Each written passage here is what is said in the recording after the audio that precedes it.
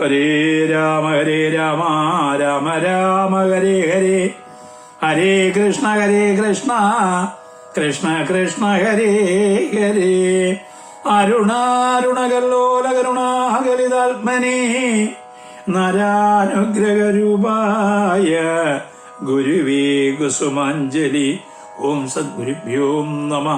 ഓം ശ്രീകൃഷ്ണ പരമാത്മനീ നമ. പ്രിയ കുടുംബാംഗങ്ങളെ, നമുക്ക് അംബരീഷ ചക്രവർത്തിയും ദുർവാസാവും തമ്മിലുള്ള സംവാദത്തിലേക്ക് കിടക്കാം. ബഹുദേവു പൂണ്ട് ഉന്നതനായ നാഭാഗതനയനും ചൊന്നാൻ, അപരനായുള്ളടിയനെയുമെന്നല്ലിത് എന്നുട സർവവസ്തുക്കളോ ചന്ദ്രചൂടാംശകനായ ഭവാനെയും ഇന്ദ്രനെ തന്നെയും ത്രൈലോക്യമൊക്കെയും തന്നുടമായ സർവവും താനായി നിന്നു സദാ പരിപാലനം ചെയ്വവൾ നാരായണൻ പരിപലയ ദൈവമേ.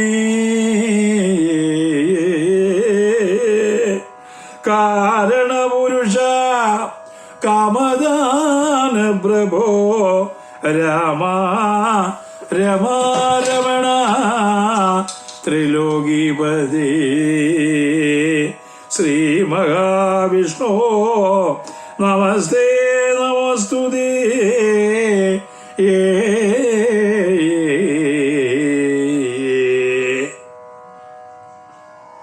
ദുർവാസാവ് മഹർഷി അംബരീഷനോട് കാര്യങ്ങളൊക്കെ പറഞ്ഞു. അംബരീഷൻ പറഞ്ഞില്ല ഞാൻ രക്ഷിക്കാം എന്ന്. കാരണം രക്ഷിക്കാനും ശിക്ഷിക്കാനും ഉള്ള യോഗ്യത അംബരീഷനില്ല.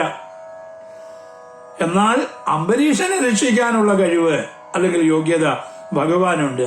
ആ ഭഗവാനാണ് ദുർവാസാവിനെ ശിക്ഷിക്കാനായിട്ട് പുറപ്പെട്ടതും. ആ ഭഗവാനെ തന്നെ സംതൃപ്തനാക്കുക, സംപ്രീതനാക്കുക, സംതൃപ്തനാക്കുക, സ്തുതിക്കുക. അതുമാത്രമാണ് ഒരു ഭക്തൻ എന്ന നിലയ്ക്ക് എല്ലാവർക്കും ചെയ്യാനുള്ളത്. അംബരീഷനും അത് തന്നെയാണ് ചെയ്തത്. നാരായണനെ സ്തുതിച്ചു. ഭഗവാനെ പറയുകയാണ്, കാരണപുരുഷ, ഈ ജഗത്തിന്റെ ഉത്ഭവത്തിന്, ഇതിന്റെ നിലനിൽപ്പിന്, ഇതിന്റെ ലയത്തിന് കാരണമായവൻ. കാമദാന പ്രഭോ, എന്താണോ നാം ആഗ്രഹിക്കുന്നത് അത് തരുന്നത്. ആഗ്രഹം അതിന് യോജിച്ച തരത്തിലായിരിക്കണം. അപ്പോൾ നമ്മളുടെ പ്രവൃത്തിക്ക് അനുസരിച്ചുള്ള ഫലം വരും. പ്രവൃത്തിക്ക് അനുസരിച്ചുള്ള ഫലം തരുന്നവനാണ് ഈശ്വരൻ. നമുക്ക് ലോട്ടറി അടിക്കണമെന്നുള്ള ആഗ്രഹമല്ല, ആ കാമദാനമല്ല. നമ്മൾ ചെയ്ത ഫലം, പ്രവൃത്തി, ആ പ്രവൃത്തിയുടെ ഫലം തരുന്നത് ഈശ്വരനാണ്. ചെയ്ത പ്രവൃത്തിക്ക് അനുസരിച്ചുള്ള ഫലത്തെ തരുന്നവനാണ് ഈശ്വരൻ. അതുകൊണ്ട് കാമദാന പ്രഭോ രാമ, ഉള്ളിൽ രമിപ്പിക്കുന്നവനാണ്. രമിപ്പിക്കുന്ന ചൈതന്യം ആരോ അതാണ് രാമൻ. രമാരമണ, രമയുടെ ഭർത്താവായിട്ടുള്ളവൻ. ലക്ഷ്മി ദേവിയാണ് രമ, ഭൂമിദേവിയാണ് രമ. ഇത് രണ്ടും നോക്കുമ്പോൾ ഐശ്വര്യത്തെ തരുന്നതാണ്. ഭൂമിയും ദുർഭിക്ഷത്തിൽ നിന്ന് സുഭിക്ഷതയിലേക്ക് കൊണ്ടുപോയി നമുക്ക് ഐശ്വര്യം തരും, സന്തോഷത്തെ തരും, ലക്ഷ്മിയെ തരും.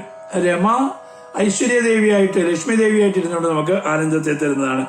രമാരമണ ത്രിലോകീപതേ, മൂന്ന് ലോകത്തിനും ഊന്നായിട്ടുള്ളവൻ, ഏകനാഥനായിട്ടുള്ളവൻ. ശ്രീ മഹാവിഷ്ണു, മഹാവിഷ്ണുവാണിത്. സർവത്തിലും വ്യാപിച്ചിരിക്കുന്നവൻ, വ്യാപനശീലമുള്ളവനാണ് വിഷ്ണു എന്ന് പറയുന്നത്. ആ മഹാവിഷ്ണു സർവത്തിലും വ്യാപിച്ചിരിക്കുന്നവനാണ്.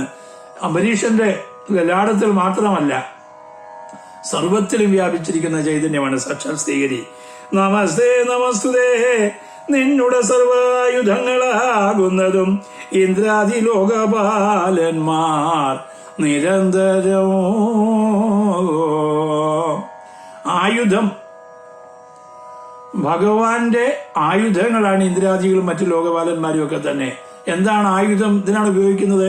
ഈ ജഗത്തിനെ സൃഷ്ടിച്ച് ഇതിന്റെ നിലനിൽപ്പിന് ആവശ്യമായ കർമ്മങ്ങളെ ചെയ്ത് അവസാന കാലത്ത് എല്ലാറ്റിനെയും തന്നിൽ അടക്കിക്കൊണ്ട് താൻ തന്നെ പ്രളയജലത്തിൽ ലയിക്കുവാൻ ഒരു കാരണം, ഒരു ഹേതു എന്ന നിലയിൽ ഇവരെയൊക്കെ ഭഗവാൻ സൃഷ്ടിച്ച് ഇവരെയൊക്കെ ഭഗവാൻ സ്വയം രക്ഷിക്കുന്നു. അപ്പൊ ഭഗവാന്റെ ആയുധം ഒന്നിനെ മറ്റൊരു തരത്തിലേക്ക് മാറ്റിയെടുക്കാനുള്ളൊരു ഉപയോഗം, കൊല്ലാൻ ഉപയോഗിക്കുന്ന ആയുധം എന്നല്ല, ഇൻസ്ട്രുമെന്റ്സ് ആണ്. നമ്മളൊക്കെയും ഭഗവാന്റെ ഇൻസ്ട്രുമെന്റ്സ് ആണ്, ഒരു ഉപകരണമാണ്. ആയുധം ഉപകരണമാണ്. ഇന്ദ്രായെന്ന് എന്നാൽ അതിൽ വെച്ച് ത്രിചക്രമാകുന്നത് ഇന്നിതെന്നിങ്ങറിഞ്ഞില്ലെന്നൊരിക്കലും ത്രിചക്രമാകുന്നത് ഇന്നതെന്നിങ്ങറിഞ്ഞില്ലെന്നിരിക്കലും. എന്നെ കുറിച്ചു തിരുവുള്ളമുണ്ടാകിൽ എല്ലാ എന്നിലാമാറ് അങ്ങടങ്ങി നിൽക്കണമേ മുന്നേ കണക്കേ നമസ്തേ നമസ്തുതേ.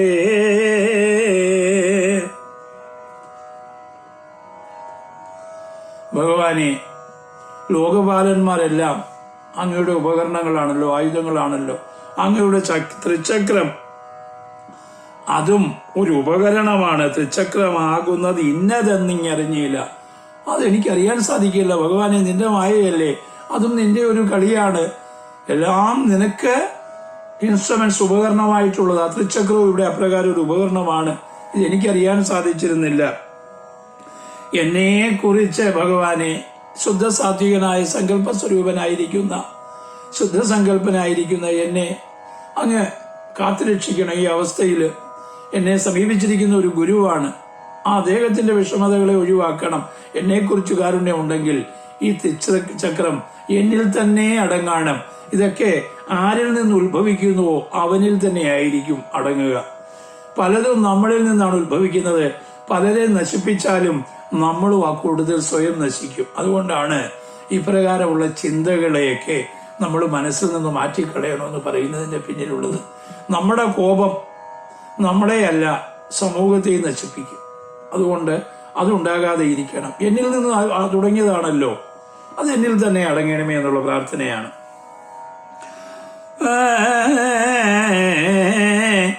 എന്നിലമാറടങ്ങി നിൽക്കണമേ മുന്നേ കണക്ക നമസ്തേ നമസ്തുതേ. മന്നവനിദ്ധം വണങ്ങി സ്തുതിക്കുമ്പോൾ വന്നിങ്ങ അവനുടെ നെറ്റിത്തടം തന്നിൽ തന്നെ ലയിച്ചിതാകന്ത ത്രിചക്രമോ. ഭഗവാനെ, ശുദ്ധ സാത്വിക സ്വരൂപനായിട്ട് ശുദ്ധാന്തകരണനായിട്ട് ഭക്തിയോടുകൂടി പ്രാർത്ഥിച്ചു കഴിഞ്ഞപ്പോൾ ത്രിചക്രം അംബരീഷന്റെ നെറ്റിത്തടത്തിൽ തന്നെ സന്നിവേശിച്ചു.